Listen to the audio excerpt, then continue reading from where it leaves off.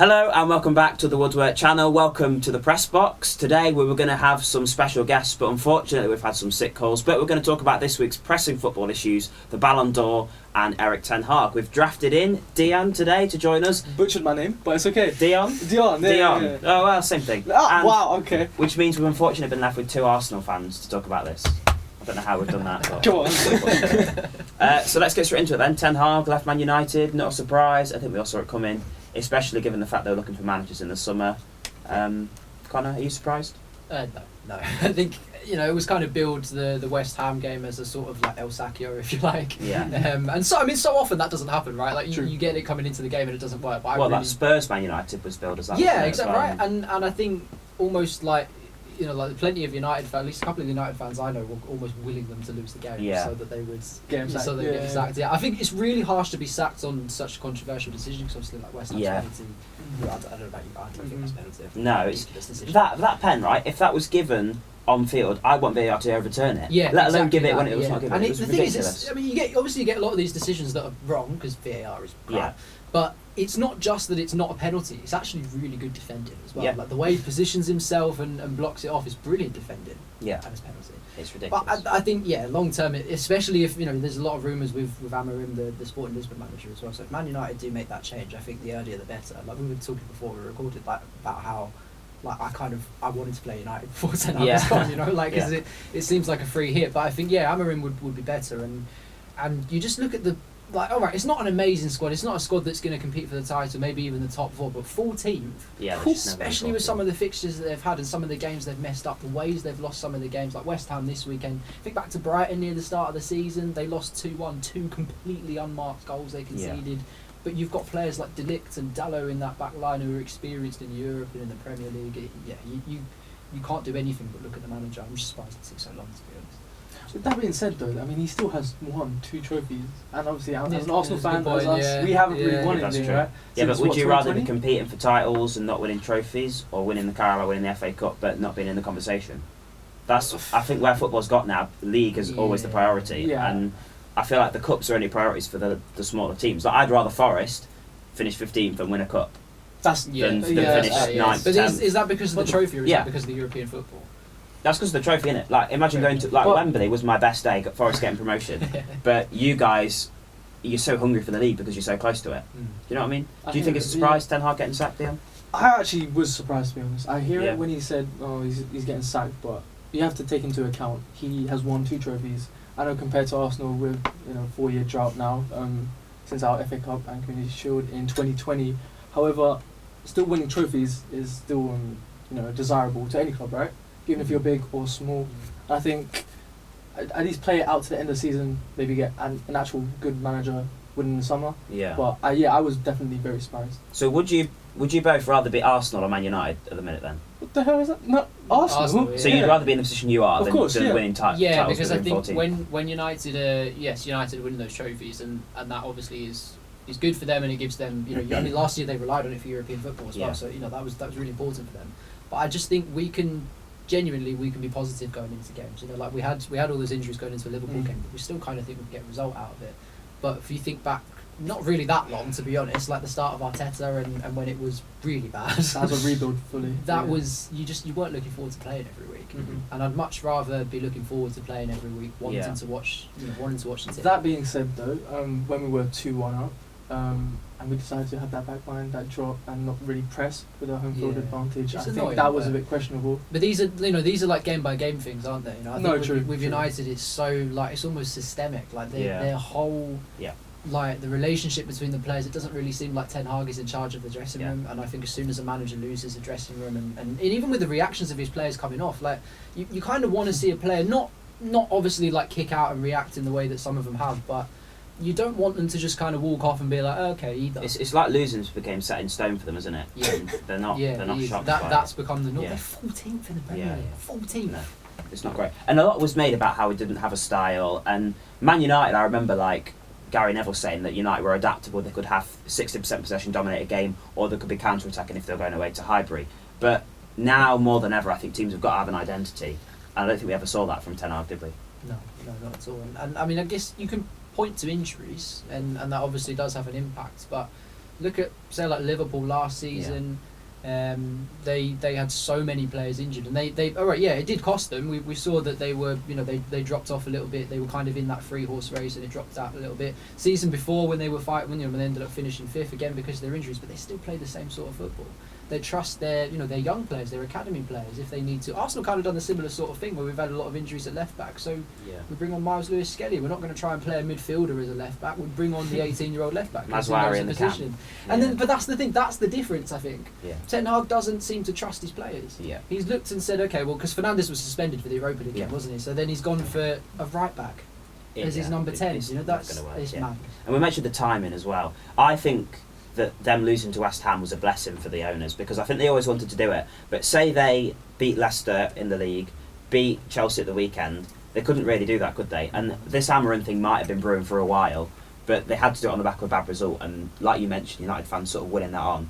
And you look at that game, they had the chances to win that, didn't they? Oh, yeah. But the players don't look confident in front of goal, and maybe they need sort of a new voice in there. So Dion, the signings as well, his signings haven't paid off, have they? I mean, Anthony for whatever, Onana. The jury's still out on this season's signings, but he's not got a system. His signings are poor. Do you think there's anything that could have saved him his job? Generally speaking, not really. He wasn't really playing progressive football, right? He was just very negative with his interviews as well after games, blaming on. I mean, it's coming from Arsenal, right, from Arteta's perspective, but he was very negative, talking about officials and stuff like that. But no, he wasn't playing any type of football that encouraged fans to believe in him. So no, I'm not surprised, to be honest, except from going back to his own trophies. Yeah. But again, the leverage, and you're Man United, you kind of want to go through that. The Premier League, the Champions League, right? You don't want to just stay 14th and win. Yeah. Carabao Trophy, but yeah, that's me. What are your thoughts about his recruitment? I mean, it's just because I think we go back to that lack of identity, because the signings that you talked about Arteta, but even you don't even have to look at Arteta. Look further down. Look at like Eddie Howe at Newcastle, for example. Every signing Eddie Howe's made for Newcastle has been to fit into his system. He plays a 4-3-3 system, quite similar to a lot of the big teams, sort of holding midfielder, striker who'll drop deep, go forward. So you've got Isak in there. He's a striker who can run. He can run for 90 minutes. He signed Guimaraes because he's a proper 6. They were using Joe Linton in that role before. He was good because he's physical but not defensive minded. The signings are made with a vision of how he wants to change it. And you can see, like the Guimaraes one, for example, allows Joe Linton to play a little bit further forward, and then you see how good he's been. And he wasn't a striker, wasn't he? Joe exactly. Linton, now he's one of the best box-to-box midfielders in the Prem. That kind of vision, Ten Hag just did not have that. And we're talking about Newcastle. Okay, they did qualify for the Champions League, but they're realistically probably going to be like going for the Thursday competitions, right? Like Europa League, Conference League, that sort of area. They did finish 7th last year, obviously, which is unlucky with United in the cup. So I think if you don't have that kind of, you don't have that kind of vision, you don't know where they're going. Yes, you can sign brilliant players. I still think De Ligt's a very good defender. That's the only signing I would defend. I think. Well, Casemiro worked, didn't it? But it worked for 6 months. Yeah, it worked for 6 months, but still, it was. All it took was for teams to figure it out. Yeah. When you realise actually he's lost a lot of the pace, then teams just run at him, and he can't deal with it, and that's why he picks up so many bookings and suspensions and eventually injuries. And I just think there was no real plan that he had.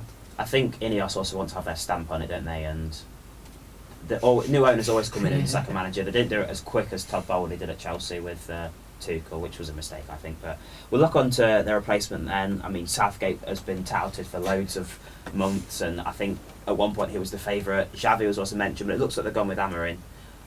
Sort of high pressing, high possession, 3 at the back manager. Sporting have done very well. Do you think this is the right direction? You never know until he comes in, right? But I mean, I don't think anything gets worse than Ten Hag, respectfully. But I reckon, if they play a bit of attacking football with the players they got, I think they can make a big impact and push up that table, to be honest. Do you think there's any Prem team that would take Ten Hag over the manager they've got at the minute? Because I was thinking, I personally, Forrest, I would take Nuno over him. Yeah, no, I would, to be fair. You probably think the bottom experience in a few leagues as well. The bottom 3, maybe Wolves, Gary O'Neill, Glasner. But from at the minute 15th up, there isn't many that would take Ten Hag over who they've got. I don't think. The thing is, Ten Hag just doesn't have a plan when he comes in. And I don't think anyone would. I think when Ineos came, I mean, you mentioned this earlier. I think if they'd got rid of Ten Hag straight away and gone with a new manager, remember Newcastle did that with Steve Bruce. Steve Bruce was actually doing a fairly decent job that season. For what he had. He was doing okay. And I think it was still pretty well accepted. Like, well, but these are new managers. They've got a new vision. So I think if you do it, then you'd be fine. But yeah, go back to what you said about the looking into the Premier League. I think the only possible one you would say at the moment is potentially Palace. Yeah. Because Glasner's got a decent squad. He did lose Elise, yes, but he's got not replacements, but he's got players who can play in similar positions. Yeah. And there's such a drop off for Palace. I know they beat Spurs at the weekend, but that was largely self-inflicted from Spurs, to be fair. And I think they maybe would consider a change. But Wolves have had horrible fixtures. Yeah. Russell Martin did a really good job to get Southampton into the Premier League. With that squad that Southampton had last season was by no means one of the best for his squads in the Championship, but he still got them up. Yeah. So, but if they got rid of Martin, I think they'd want somebody that was drastically different to him. Yeah, and you don't know what Ten Hag is. You don't know You'd what want someone like a Steve Cooper. And that's exactly the problem with Ten Hag, because I think he's been, through the time at Ajax have like a pre-established way they're going to play. They're going to build players up, sell them on, use the money to make smart signings, and that's what they're going to do. That's the same no matter who their manager is. So we still don't know what Ten Hag is. He's done like 800, 900 odd days at Man United, and we've got no idea what kind of manager he is. And Amorim, I mean, I thought he sounds a bit like Ten Hag because he's came from a league that isn't one of the big six, and he's been there for a while, had a lot of success, but it's a very different step up. So, what are your thoughts on him? And you said you were happy that you'd have to face Sporting with him. Yeah, so I mean, I think because you think like we were joking about not getting to play Ten Hag United, but I'd rather play Sporting with a different manager. Yeah, in the Champions League. Just anything to change Sporting at the moment. Yeah. There's like all their competitive fixtures this season have one draw in the Champions League. They've won 2 titles in a row. 2 titles in a row. They've won 9 out of 9 in the league, conceded 2 goals in those. I mean, we're not talking about a very competitive league, but it doesn't matter who you're playing. You concede goals. I mean, like even look at like the Carabao Cup ties. You're going to have like top Premier League teams who concede the odd goal to a League 2 team, and so to play 9 games and concede 2 goals at any level is mental. He's spoken about as a really attacking, progressive manager, like Dion said. Like with the high press that he likes as well. But to have only conceded 2 goals there, that I think is the key. Yeah. Because so many. Have they got the defenders to pull it off though? When they're fit, yeah. But obviously that's been a big. They've not got much pace in the back three. I mean Martinez, but apart from that, if they're playing a back three, do they put Dallo as a right centre back? Do they? I think Wan-Bissaka as a centre back would have been great, but obviously at West Ham now, so that doesn't work anymore. I think they would.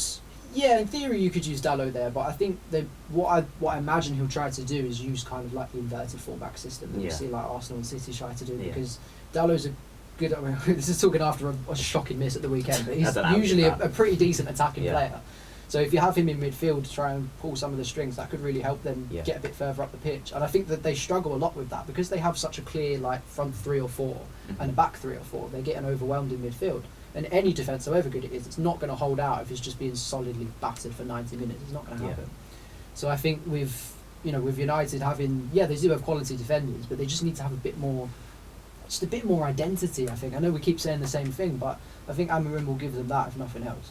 And he's worked with, I think, one of the best strikers in Europe in Gyökeres. Do you think he can translate that to Højlund or Xerxes? I mean, not Xerxes, no. Højlund maybe. I mean, there's been flashes of Højlund, haven't there? Yeah. But I don't know. I think United's kind of like what Arsenal was saying before we had, before we moved Kai Havertz further forward and we were using Ødegaard this creatively. It was desperate for a finisher. Yeah. I think United are kind of the same because they've got like Bruno Fernandes, as much, whether you like him or not as a character, he's a wonderful footballer. Yeah. His creative play is brilliant. He can score some goals. I know he's not really scored many this season, but usually in a more attacking team he gets into good positions. If you have a proper striker up there, then they're gonna immediately they can forget about any worries of like finishing the bottom half or anything. I think, but it's just turning the strikers they've got into that. I'm not sure, to be honest. Don't think so.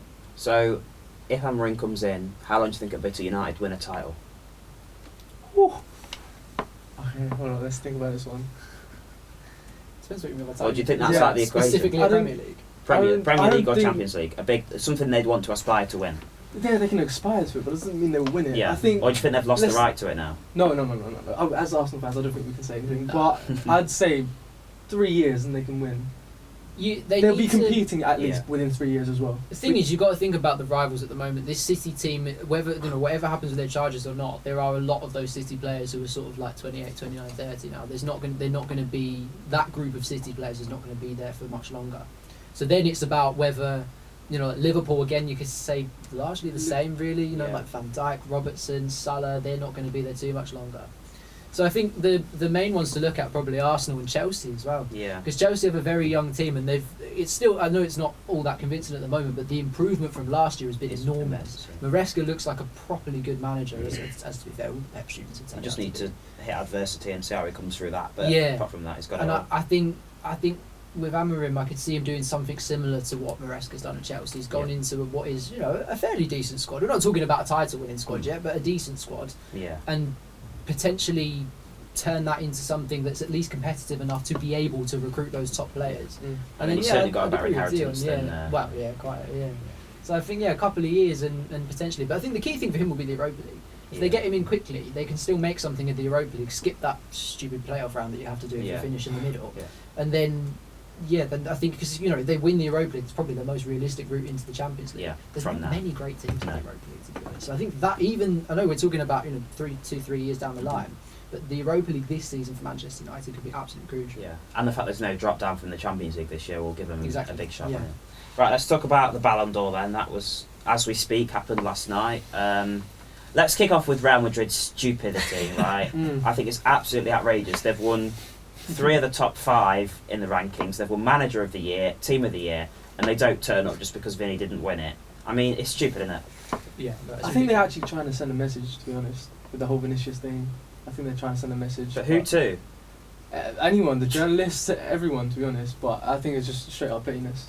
I can't, because I know we would disagreeing over who should have won the award, but I think regardless of whether you actually of one of Real Madrid's players winning it or not, they've got 2, 3 and 4. Ancelotti's won Coach of the Year, and they've won Club of the Year. They haven't collected. What are you doing? No club won more than Real Madrid. Had more accolades or awards than Real Madrid did last night. No one had more nominations on the men's side of things than Real Madrid did last night. So. I sort of get if Vinny wants to throw his toys out the pram, but for the whole club, for Bellingham, who's got top 5, Carvajal, who's never going to... This is probably the peak of his footballing career, to not be there. I'm sure they wanted to be there, but obviously they've got to show this united front. We stand with Vinicius, which is stupid. Yeah, I mean, it's poor timing, isn't it, because of the Clasico as well. It looks like 5-0 now. Rodri's stamped on it. But that's... It's just bad week, isn't it, for them? And they've reacted in a very poor way. And the thing, I have to be, because I normally, talk about Real Madrid, Barcelona, I normally have a lot more respect for Real Madrid purely because of how they conduct themselves. Exactly, and that really surprised me. But Perez, with Perez, it's not a big of a shock, is it, really? No, not with Perez, and you see him talk about it a lot of the time, but usually that doesn't pass down to, especially Ancelotti. Yeah. I mean, Ancelotti is... I don't think anyone would disagree. He's one of the best managers there's ever been. He's won leagues in every country he's been to. He's won the Champions League in 2 countries as well. So I was really surprised that he would go for something like that, which makes me think, like you say, it's probably come from the top. Perez. Yeah.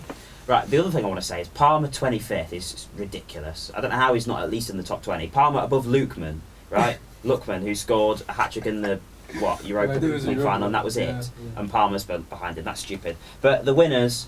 It was always going to be Rodri or Vinny, wasn't it? And for me, I think Rodri deserves it. I think he's the most influential player that is there.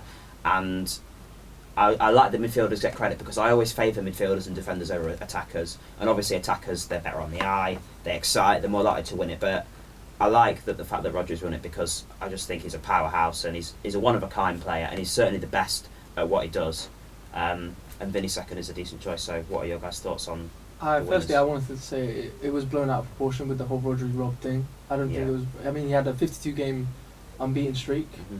I think people just blow that out of proportion as well. Be like, it's okay, cool. But he's in the City team, right? But no, he still has to, contribute towards that. And he won everything as well. People are forgetting that as well. He did win everything. Yeah. And he was a major contribution, a factor in that team. And in Spain as well, he got MVP in the Euros. Mm-hmm. But yeah... I fully agree with Rodri as well being Ballon d'Or winner. I did think Vinny should have won it just because I think with Rodri he a lot of his achievement last season certainly should have been Rodri because that was the treble year for City as well. And I don't think it's necessarily that Rodri isn't a deserved winner. I think definitely if it's not going to be Vinny, it has to be Rodri. Yeah. But I did think with Vinicius, he's so many times he picks Real Madrid up on his shoulders, and we're talking about the biggest club in the world, and he's still able to take that weight. Champions League final, Dortmund were all over them. Bit of magic from Vinicius and suddenly Real Madrid, they're 2-0 up. But I can see why Rodri's done it, but absolutely it doesn't condone what Real Madrid did. The reaction was ridiculous. I do think Vinicius should have won it, but if he doesn't, he still comes second. Yeah. Second is still very good in Ballon d'Or. He's the second best football player in the world. Yeah, it's good progress for him, and he's got a long career ahead of him. Rodri's not going to win it this year, is he? Because he's not playing anymore this year. So if Vinicius were to repeat what he's done last year, he's going to win it. There's going to be a clear, because I think it's still early. I mean, Bellingham's not started the season well, has he really? No, not I think Palmer still looks like if he's not going to go from 25th to win it, is he? No. Haaland just doesn't look cut out to win it because there always seems to be somebody better. No, exactly. You talk about Rodri and Vinicius; they can do it all. Yeah. So Vinny looks like the clear candidate for next year. If Real will win something this year, won't they? And I mean, they're not looking great for the Liga, but it's early on, and Champions League they always seem to come through it. So I'm sure Vinny will have a chance. Do you think the Ballon d'Or feels a bit different? Because you think about Messi and Ronaldo, and it was so exciting, so enthralling, and there was two clear front runners. There isn't that anymore, and it doesn't feel. I mean, Rodri and Vinny certainly aren't on the level that those two are, and that's all we've grown up with, isn't it? As football fans, we've grown up with having those two at the peak of our game. So do you think it feels a bit weird now? I mean, we've had that emotional attachment to them for how long now? I've been 15, alive. It's all I can 20 years. But I mean, now we're moving out into a period where basically anyone can win it now, right? I mean, there's no clear candidates. Obviously, you've got Vinny Jr., Rodri, but he's out. But no, we have to move on. And I think it'll be hard, to be honest, but I think, to be fair, this is a time where big players like Haaland, Vinicius, they can really take on that Ballon d'Or and really compete with Messi. Not to that level, but I'm saying it's not as hard of a competition these days as it was compared to I don't think you're going to have that kind of 1-2 rivalry with Ronaldo and Messi and Olivia. That won't happen again. You know, we talk about the best, like you want to compare historically the best players to them, but they even with Pele, Maradona, Ronaldo, they wasn't two of them at the same time, rivals on every front. The fact they were playing for Barcelona and Real Madrid made it so much better because they were playing, even in the Champions League, let alone in the Spanish competitions, internationally, they're both competing for trophies as well. So I don't think we'll have that. If we have a player as good as Messi or as good as Ronaldo again, maybe that's a different question. But two at the same time, I don't think we could be that lucky again. To be honest, no, definitely. And I said this before we start recording that the fact players like Xavi and Iniesta, who you'd probably say are in their prime better than Rodri, didn't win it. They're just so unlucky to be around in that era. So let's talk about the women's one then. It was Bonmati again, Barcelona player for a 4th year in a row. Not really surprised though. She scored in the Champions League final, didn't she? She kind of any time Barcelona did a goal, she's either scoring or creating it. And Putellas used to have that. She came 10th this year, but obviously injuries have been one of her. And I think Spain have won everything, Barcelona have won everything. So there's already that narrows it down to a couple of players. But the fact that Barcelona's dominance is just unbelievable in women's football. And they're winning the Champions League. They'll win the Champions League again this year. And they had the top 3. They had 5 of the top 10. And then even within that top 10, 4 of the other 5 are American players. They don't even play in European football. So it's really difficult, I think, to, like we talked about with the men's Ballon d'Or, how it's difficult to kind of find that rivalry. And it's hard to do that at Barcelona because obviously those rivalries don't naturally exist when you play for the same team. It's like within the club, isn't it? Yeah, and it is because you can't, like Spain looks so dominant, that team is young as well, which is frightening. Like you think about the Spanish men's team that was like 2008, 2010, 2012, won everything, weren't really tested along that, apart from the World Cup final against the Netherlands. They didn't really have a difficult game. And I think like Spain will probably do the same in women's football. Barcelona will continue to do the same in the Champions League. No one's going to stop them in La Liga. They can easily go a season unbeaten. They just don't have the competition there. Yeah. I think it's a reflection overall that there are definitely some clubs that are further ahead than a lot of others in women's football. That's just the reality at the moment. Barcelona are a lot further ahead, I think, than any of the others. Lyon are at a similar sort of stage in terms of the respect they give to their women's football. Arsenal is starting to get there as well because we play so many games at the Emirates as well. But Barcelona, they are the ultimate women's football club, and I think Spain are kind of looking to replicate that a little bit. Like Spain, it's kind of the opposite to what we saw 10 years ago with the men's one. Like Spain were trying to replicate Barcelona, and now I think Barcelona are kind of trying to replicate Spain, and it's going to continue for at least a few more years unless someone puts some serious money into it. Problem, at least in England, I'm not too sure how the regulations work elsewhere, but in England there's only a certain amount of money the men's clubs are allowed to put into their women's team, like a financial fair play kind of situation. And I think that needs to, it does kind of need to be reviewed, but it's kind of an impossible answer because you get so many clubs who are independent women's clubs. So if you put too much money from the Premier League in, they can't compete. So there's not a great answer, to be honest, and until we come up with an answer, Barcelona are going to keep doing what they do. And it was Lyon, it is Barcelona now. You mentioned Arsenal and Lyon again. Do you see at all any clubs that could come and overtake them, or any exciting players, or do you think Barcelona just have it for now? They're the attractive team that everybody wants to go to, and they can't be stopped. I see teams that could match them, maybe, because I think Barcelona are so keen to match anything that's done in men's football, they try and equate that with women's football. And I like that they do that as well, because I think it's a really sort of progressive way of of talking and of having their football club. Whatever they do with the men's team, they do with the women's team. I like that. That's important. But I do think that when you look at the Ballon d'Or rankings, especially, it's kind of a wake-up call to the rest of Europe. Yeah. Because the top 3 being from the same club is, frankly, ridiculous. Yeah. It's and again, 5 of the top 10. I know Real Madrid had 3 of the top 4 in the men's one, but then that's it. Mm-hmm. And I just think there's a pressure almost on other football clubs when they play Barcelona to be like, this is not the same league. It's like a Premier League club playing a Championship club every week. Time Barcelona play a game. Well, not a surprise then. Bonmati with the second Ballon d'Or in a row. We're going to have a break and then we're going to come back for a quiz. Hello, welcome back to segment 2. We've got a quiz on the back of El Clasico, all about derbies. Over to Connor for more. Alright, so I've split your quiz into women's football and men's football, so we're going to play kind of different games with it, just play 2 different games. So the first half is women's football, so what I'll do, I'll give you 8 players and I'll give you their current clubs. Okay. You need to say which rival they've played for. Okay. So not necessarily like a City rival, but like a derby. So it could be something like Real Madrid, Barcelona, for example. So it's not a league rivalry. Can be. Okay. Yeah, most. So it could be like Arsenal, Man City. Yeah. Most of them will be league rivalries. Okay. I think they're all mostly to do with English clubs, but then one of them is like a double. Yeah. And we've got 2 Ask Ellies. Yeah, 2 Ask Ellies each. So you've got Ellie in your. We'll see how useful that'll be. Yeah, if you need them, I wouldn't save them for men's football if I'm honest. You're going to be able to do that, so use them up. You also get a bonus point in this round on each one if you know which of the 2 rival clubs they played more games for. Ooh, I like it. Are you keeping track? Yeah, I've got a score sheet. Yeah. That's good. So bonus you can point come again, Connor. Thank you. If you know which one they played for. So we'll start with what should hopefully be an easy one. So we'll bounce like between you, so you can, because there's 2 points on each question. So if you get it wrong, we'll just go to the other one, and because there's only so many ones. Right. So George, you can go first because you invited me here. So today. So first player is Lauren James. So Lauren James is a Chelsea player. Which rival did you play for? Was it Spurs? Not Spurs. Deal. Arsenal.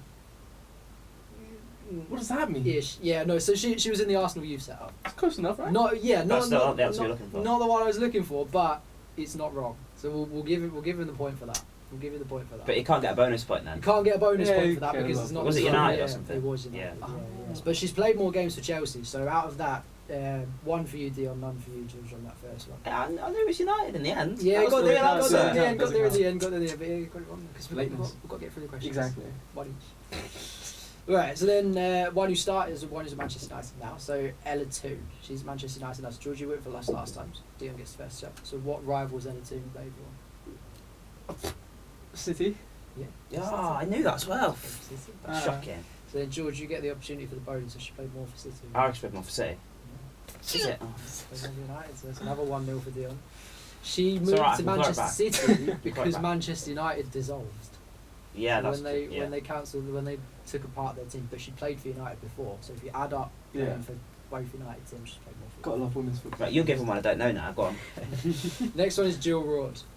There are 2 sets of rivalries that Jill Roord has played in. So she's played most recently for Manchester City. She plays there now. Before City, she played for Wolfsburg. So you can get either one. So there's an English rival, one of City's rivals, and a German rival, one of Wolfsburg's. Right, I'm going to ask Ellie. You're going to ask Ellie? Whoa! Yeah. Come on. It was Arsenal. I thought it was that as well. Arsenal. Yeah. So Arsenal's the English rival. Yeah. Dion, German rival? Wolfsburg. Yeah, Wolfsburg, well done. So you get a point each for that. So then we'll stick with the same one. So George, do you reckon that she played more for Arsenal or City?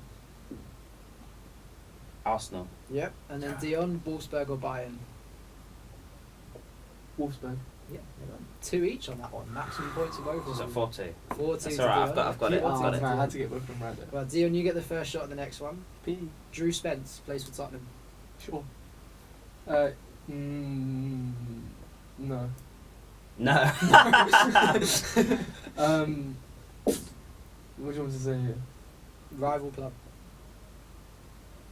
I should go straight for it. Chelsea. Yeah, Chelsea. Oh my god! George, more appearances for Chelsea or Tottenham? Tottenham. No, Chelsea. She played for Chelsea for, what we're talking, 14 years. Did she? Right. Okay. Number 5. George, Nikita Paris. So she's currently a Brighton player, but she just moved from Manchester United. 2 rivals Paris has played for Manchester United. I'm going to overrule Ellie knowing that I think it's Chelsea. Is it not? Can you repeat the question? So she's played for Manchester United. Mm-hmm. She's played for 2 of her rivals as well. Nikita Paris. Hasn't played for Chelsea. City. Yep, so then, because there's 2 of them, we'll give George an Sure, give him pity points. Do I actually get a point for it? Yeah, because there's 2 of them, you get 2 guesses, because there's 2 answers. Arsenal. Yeah, Oh, Arsenal. yeah. So, but then, Dion, you get the chance, which of the 3 clubs has she played the most for? Let's just Out of City, United and Arsenal. Arsenal? Is it not? No, so City or United. No! I thought it was Arsenal as well. United. Nope. Yes! Let's go! She had a loan spell when she was at Everton at Manchester City. So include the loan spell from when she was at Ridiculous. My heart's at City. Alright, come on. Right, Dion. Emma Mitchell. She spent her last season in the WSL on loan at Tottenham. She was on loan from a rival. What rival was she on loan from? No way, Arsenal. Chelsea? Nope. No way. Someone's telling me United, but I'm going to say Arsenal. Yeah, it was at Tottenham on loan from Arsenal. Well, there's no point for the appearances for that one, obviously, because she's on loan from she's on loan from a parent club. That's fair. Right, then number 7, George, just bounces back to you first. Vivian Miedemar. So she's at Manchester City now. Which rival does she play for? Is this my last chance to get help from Ellie? Well, it depends. If Dion gets the next one wrong, okay, we'll leave it then. Arsenal. Yeah, that's Arsenal. Yeah, and then Dion, more appearances for Arsenal or City?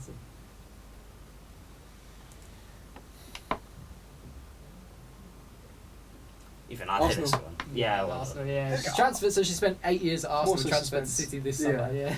Just wanted to. Right. So then the last women's football one. Yeah. So this is a bit of a journeyman player. So Lucy Staniforth has played for 9 different clubs in her career. The one that she's only played for 2 sets of rivals. So in 2023, she was still at Manchester United. Okay. Which of Manchester United's rivals has she also played for? City. Ellie. Why do you keep asking? Well, you've got the chance to as well. I need help. No, stop, because I'm not confident. One of Lucy Staniforth's rivals. Sorry? What counts? Lucy Staniforth. No, right. She doesn't know. No, stop talking. She doesn't know. Right. Can you repeat the question, please? Right, so she's played for 9 different clubs in her career. Yeah. Right? One of them is a rival Manchester United. So she's currently at Aston Villa. But Dion said. Dion said City. City's wrong. Chelsea. Liverpool. Is it? Which is really embarrassing that Ellie doesn't know. Yeah, that's bad. Because she That's played bad. Right, so at the end of the women's football round, it's 7 for Dion, 6 for George. Okay, so that's only not too 1 bad. point in it, but out of a possible 18, I think you've both lost that one. So we'll go No, on to that's the better than I expected actually. So I'll Fair take enough. that. Right, so the men's football one is trivia questions, right? So there's still bonus point on each one. Okay. So you have the main question, then you have a bonus point opportunity Okay. as well, just so that we bounce it between Yeah. and get equal opportunity on each one. So your first derby in men's football is the East Midlands derby, the proper East Midlands derby. So we'll let George go first on this one because it's more embarrassing if he gets it wrong. So when was the most recent Premier League meeting between Derby County and Nottingham Forest? And for a bonus point, which team won? Oh my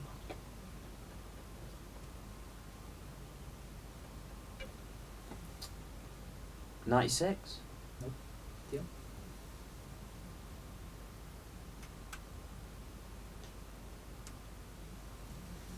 Can this be like closest one wins? I'll give you another guess each after this, and then Okay. then we'll do closest. Yeah, that's fair enough. 99. 99's back on. Oh my God. 99, Oh my God. 99, well done. I just had to calculate that. Can I get the bonus point for who won? Yeah, Derby. It was Derby.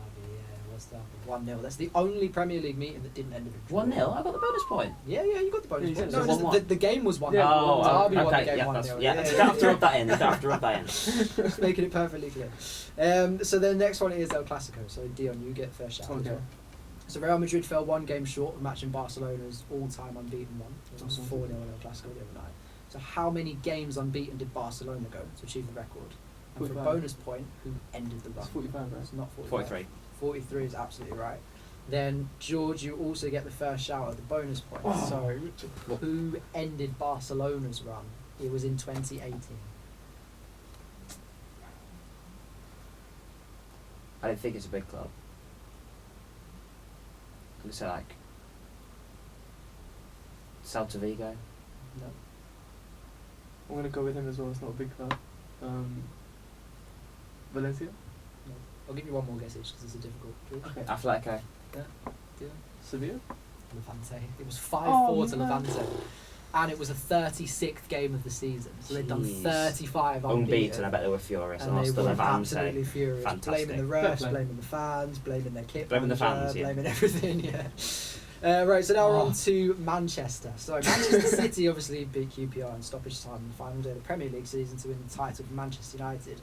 Who did United beat on the same day? Sunderland. Sunderland's absolutely right. Dion, who scored the only goal in the 1-0 win? Can I pass this? I don't even know. We'll give it to Ellie. Oh, Ellie. Oh, Ellie's going to know this, is she? I don't think I know it, but Bailey thinks. See if she was listening. You think? You Yeah, know I know. it? Bailey I says Wayne Rooney. Rooney? It was Yeah, it was Rooney. Yeah. No help from them. Ellie, give you that? No. What's the score? What's the current score, please? 9-9. Okay. Yeah. that's Level. This guy, man, sweating.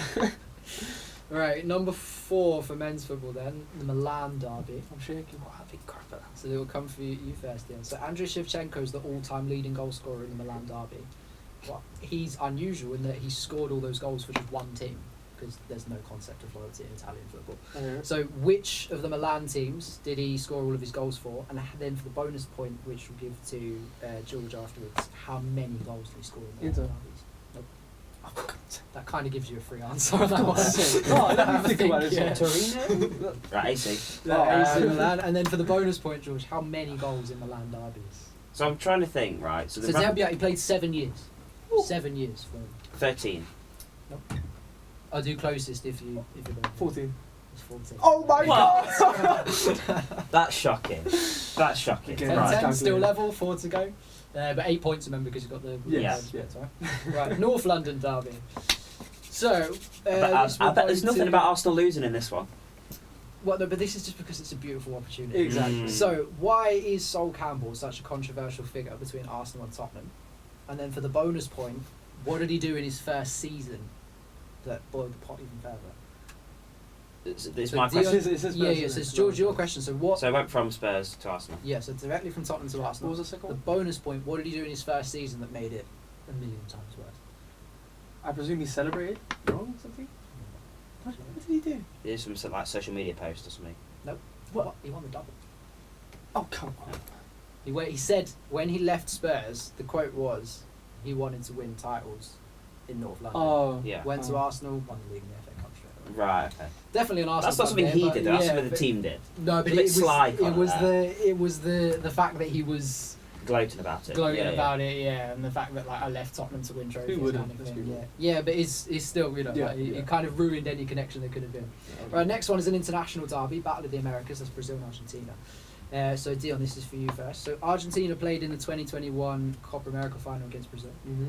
So they're obviously like tons of massive games between them. Who won it? And then for the bonus point, who scored the only goal? So Dion, which team? It was Argentina. Argentina won it. And it was George, goal scorer. In what? 2021 Copa America final. Argentina beat Brazil 1-0. Who scored the goal? Martinez. Di Maria. Is it Di It's Maria? 2 point over Dion. So Dion, you overtake. So you've got 2 questions left. 12-11 to Dion. Next one is the Merseyside derby. Okay, that should be alright. So, only one player in the Premier League era scored a hat-trick in a Merseyside derby. It was in March 2012. Who was it? And the bonus point is that the player hit an appearance milestone in the same game. What was the appearance milestone? So, George, you get a shout at who the hat-trick scorer was first. March 2012. Suarez. Can I ask Ellie? You can ask Ellie, yeah. Ellie? She will not. Come on, Ellie. Come March in clutch, 2012, Wait, but we thought it was the in only as Premier well. League hat-trick ever scored in a Merseyside derby. Come in clutch. Alright, I think I'm they, so glad you asked. was it? Okay. Coming in live. Suarez? He said Suarez. That was the wrong answer. They just said Suarez. I thought they said That's Torres. fantastic. No. Who was it? It was Steven Gerrard. Oh, I think you're bloody saying that. No points then, Dion, no points no then. points, no points. Then Dion, The bonus what point. appearance milestone did he hit? Is it whoever gets closest then? Yeah, so whoever gets closest, so he hit some kind of appearance milestone. Yeah. So it's 2012 for Gerrard. What appearance milestone? I don't know, 60? 60? 61. 61. It's about 200, isn't it? It's 400 Premier League alone.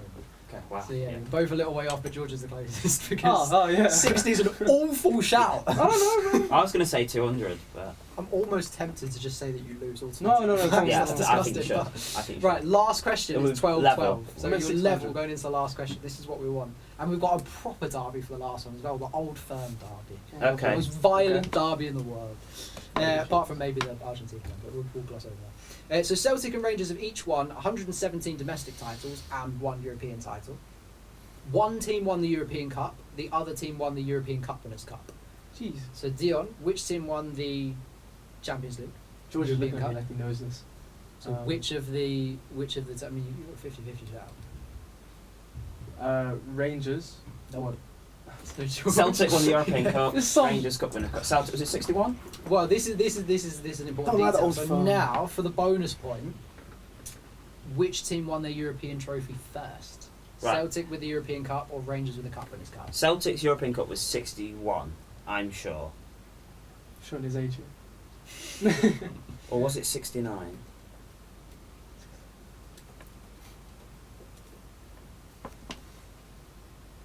Right, I'm going to go Rangers. Celtic! Which leaves it as a tie. Oh my goodness. George, it was 67 for Celtic. They beat Inter Milan 2-1. As soon as he said Rangers, Rangers won the Cup Winners' Cup in 1972. 5 years in it. Which means you win 7-6 on the men's football, Dion wins 7-6 on the women's football, and you tie. I love Have you not got a tie break? I have got a tie break. Oh! Don't do this. Come on. And then you'll get. I don't think you're going to be impressed with this. So we actually mentioned the derby we were going to talk about actually. Okay. So we have this the rivalry between Boca Juniors and River Plate, right? Mm-hmm. What's it called? I haven't got a clue. So when Arsenal play Tottenham, we have North London. When Real Madrid play Barcelona, we have a Clasico. So Boca Juniors and River Plate.